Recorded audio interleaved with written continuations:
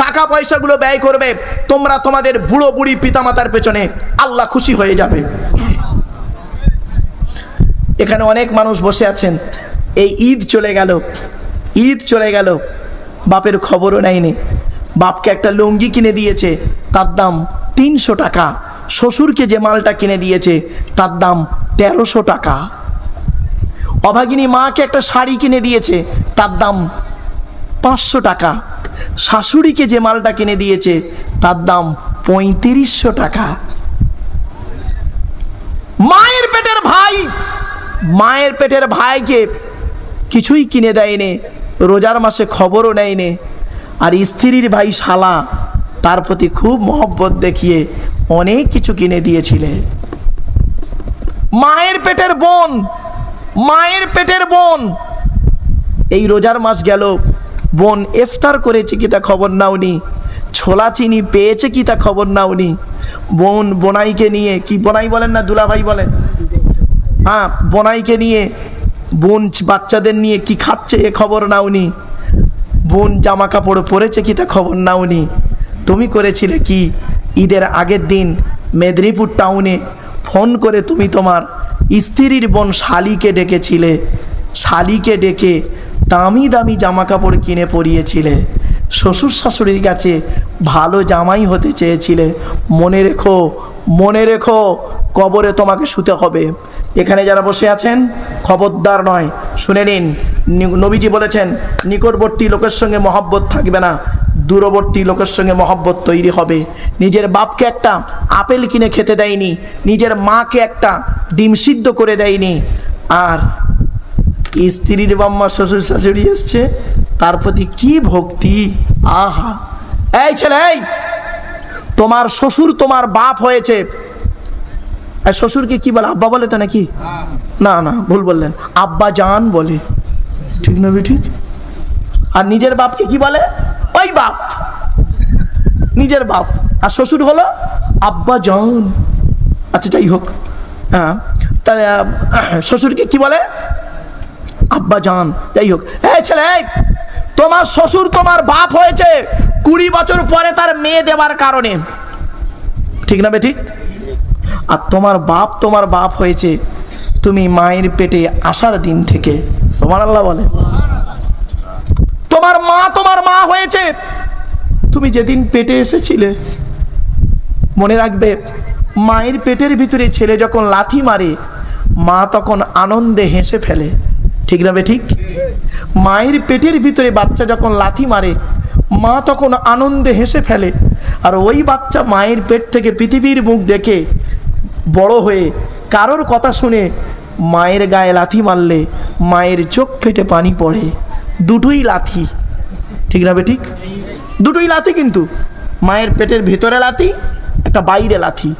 একটা লাথি মাকে হাসিয়ে দিল, আর একটা লাথি মাকে কাঁদিয়ে দিল। মনে রেখো এই পৃথিবীতে আল্লাহর নবীদের পরই স্থান হলো বাপ আর মায়ের। এ পুরুষ, তুমি 4 জনকে খুশি করলে স্বর্গে যাবে বা জান্নাতে যাবে। 1 নাম্বার, তুমি তোমার সৃষ্টিকর্তা রবকে খুশি করো, অর্থাৎ কোরআন মোতাবেক জীবনযাপন করো। 2 নাম্বার, হে পুরুষ, তুমি তোমার নবীকে খুশি করো, অর্থাৎ নবী যেভাবে চলেছেন নবীর সুন্নতকে বাস্তবায়ন করো। কিছু বুঝতে পারছেন আমার ভাষা? 3 নাম্বার, হে পুরুষ, তুমি তোমার জন্মদাতা বাপকে হকের উপরে খুশি করো। বাপকে কাঁদিয়ে শ্বশুরের মুখে হাসি ফোটাবে, তুমি হলে নরকবাসী ছেলে, জাহান্নামী। মাকে কাঁদিয়ে শাশুড়ির মুখে হাসি ফোটাচ্ছ, মনে রেখো তুমি হলে জাহান্নামী। তোমার নামাজ, রোজা, দাড়ি, টুপির কোনো মূল্য থাকবে না। বলে গেলাম, আমি বলিনি, প্রফেট মুহাম্মদ সাল্লাল্লাহু আলাইহি ওয়াসাল্লাম বলেছেন, রাদিয়াল্লাহু ফি রাদিয়াল ওয়ালিদাইন ওয়া সাখতুল্লাহি ফি সাখতিল ওয়ালিদাইন। নবীজি বলেছেন, এই ছেলে মেয়েরা, হকের উপরে তোদের বাম্মা যদি তোদের উপরে নারাজ থাকে, অখুশি থাকে, আল্লাহ নারাজ হয়ে যাবে। আর হকের উপরে তোদের বাপ আর মা যদি খুশি থাকে, আল্লাহ খুশি হয়ে যাবে। এখানে লজ্জা করবেন না, কেউ লজ্জা করবেন না, সত্যটাই বলুন। বাবা, এখানে যত মানুষ বসে আছেন, দয়া করে আপনারা কারোর বাপ অথবা কারোর মা অথবা কারোর বাম্মা দুজনেই মারা গেছে, এমন মানুষ কেউ আছে? দয়া করে হাতটা তুলুন তো দেখি, একটু দয়া করে তুলুন, লজ্জার কোনো ব্যাপার নেই। যে বাপ মরে গেছে অথবা মা মরে গেছে অথবা বাম্মা দুজনেই মারা গেছে, যে কোনো একজন মারা গেছে, হাত নামান, নামান। বাবু, আমিও আপনাদের মতো পিতামাতা হারা। 2019 সালে অক্টোবরের 3 তারিখ শুক্রবার আমি আমার বাপকে হারিয়েছি। 2023 সালে বগরা ঈদের দিন জুন মাসের 28 তারিখ বৃহস্পতিবার বেলা 11:30টার সময় আমি আমার মাকে হারিয়েছি। মায়ের জানাজা আমি পড়িয়েছি, বাপের জানাজা আমি পড়িয়েছি। বাপের কবরে আমি নেমেছি, মায়ের কবরে আমি নেমেছি। বাপের বুকে মাটি আমিই দিয়েছি, মায়ের বুকে মাটি আমিই দিয়েছি। মাটি দিয়ে আসার পর থেকে আপনারা বলুন তো দেখি, আপনারা বলুন এখানে বসে বসে, আজও পর্যন্ত অন্য কাউকে অন্তর থেকে আব্বা বা মা বলে ডাকতে পেরেছেন? বলুন, পারেননি। বাপ কোনো দিন শ্বশুর হতে পারে না, শ্বশুর কোনো দিন বাপের জায়গায় যেতে পারে না, ঠিক না ঠিক? মা কোনো দিন শাশুড়ি হতে পারে না, শাশুড়ি কোনো দিন মায়ের স্থানে যেতে পারে না। এজন্য বাপ মাকে মূল্যায়ন করতে শিখুন। আজকের বাম্মাকে কাঁদিয়ে তুমি ধর্ম করছো, মনে রেখো তুমি নরকবাসী। অনুরোধ করে বলে গেলাম, অনেক রেফারেন্স আছে, অনেক রেফারেন্স, কোরআনের কটা দলিল দেবো আপনাদেরকে। যাই হোক, এবার আসছি মেয়েদেরকে বলে যাচ্ছি, মা বোনেরা, 3 জনকে খুশি করলে জান্নাতি, স্বর্গের বাসিনী। 3 জনকে খুশি করলে, কজন? 3 জন। কে কে? 1 নাম্বার মহিলা, মা বোনরা, তুমি তোমার রব সৃষ্টিকর্তা আল্লাহকে খুশি করো, অর্থাৎ কোরআন মোতাবেক জীবনযাপন করো। 2 নাম্বার মা বোন, অনুরোধ করে বলে যাচ্ছি, তুমি তোমার নবীকে খুশি করো, অর্থাৎ নবীর কথা মোতাবেক তুমি জীবনযাপন করো। 1 জন মেয়ে ছেলে নরকে যাবে, 4 জন পুরুষকে আগে ঢোকাবে। 4 জন পুরুষ। কে কে? 1 নাম্বার তার বাপ, 2 নাম্বার তার ভাই বা দাদা, 3 নাম্বার তার স্বামী, 4 নাম্বার তার পেটের ছেলে। এই 4 জনের বাইরে কেউ আছেন?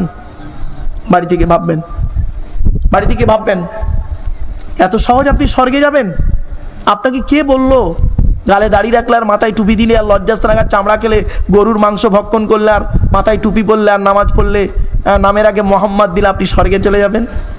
এই কটা কাজেই যদি স্বর্গ হয়ে যেত, তাহলে এই কোরআনের আলোচনা, এই 6666টা আয়াত, কেউ বলেছেন 6236টা আয়াতেরও প্রয়োজন হতো না, আর নবীজি 62 বছর বয়স পর্যন্ত অতগুলো হাদিস বলতো না। তাহলে নবীজি একটা কথাই বলে দিত, এই 5টা 6টা কাজ করিস, করলে তোরা স্বর্গে যাবি। এত সহজ নয়, মনে রাখবেন, মনে রাখবেন। হুকমের কারেন্ট নিয়ে, হুকুম কি হুক বলে তো নাকি, এই হুকমের কারেন্ট নিয়ে চাচা আমার পাকা চালিয়ে তাহাজ্জুদের নামাজ, চুরি করা কারেন্টে পাকা চালিয়ে তাহাজ্জুদ। রাগ করবেন না। শুধু তাই নাই, আচ্ছা 2 জমির মাঝখানে আপনারা কি বলেন? আল।